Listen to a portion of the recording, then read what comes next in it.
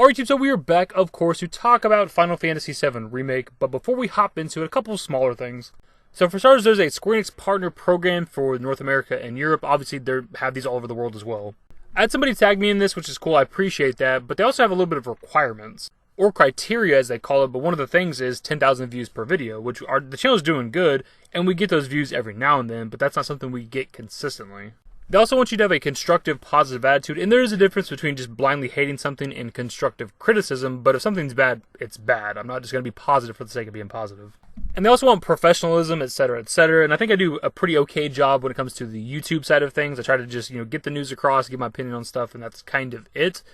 When it comes to like social media, like Twitter and stuff, I'm just me, dude. I'm just a person. I'm just a guy. I try to be funny on Twitter. Sometimes it's offensive humor, so it's probably not something they're going to like, but I think I'm going to at least try to sign up for this.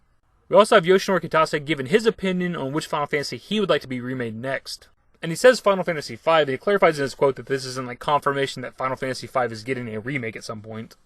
As for my thoughts on this, I can't vouch for 5. I don't think I've ever played that one. I played a lot of the Final Fantasies, but I don't think I've played 5. And I believe I've said this on the channel before, but for me personally, the one I'd want to get a remake would be Final Fantasy IX. It's a big part of my childhood. I didn't play, Final Fantasy VII back in 1997. I played it a little bit later in life when I was like a teenager or something, but I played 7 and 9 around the same time, so I have that nostalgia factor for the game almost as much as 7. On to the major point of the video. So apparently the remake demo has a secret ending, which I wasn't aware of, and it's not that I haven't seen it, I just wasn't aware that it was actually a secret ending. And I believe the only difference between the regular ending to the demo and the quote-unquote secret ending is the brief clip you get of Sephiroth after the logo. So obviously this is pretty cool. You get a brief look of, Sephiroth, Fire, Nibelheim.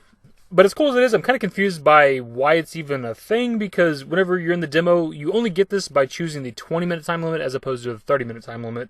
But neither one of those times are even, close to being, hard.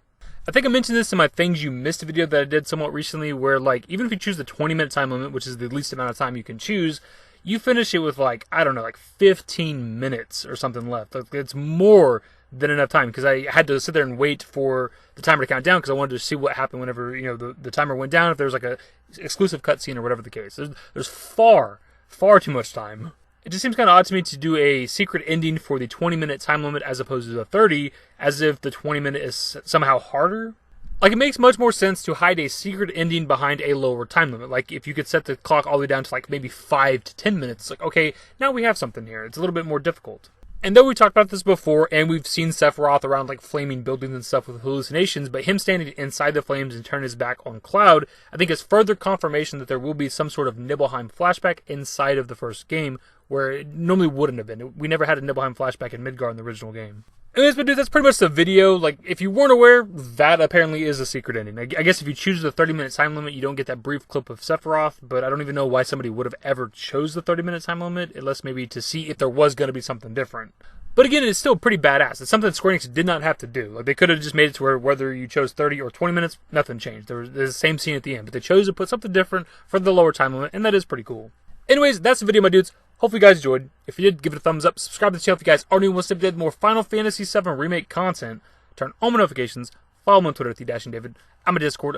Links to my social networks are in the description and in the outro. Later, guys. Give me forever for a while, give me forever for a while. Quit acting like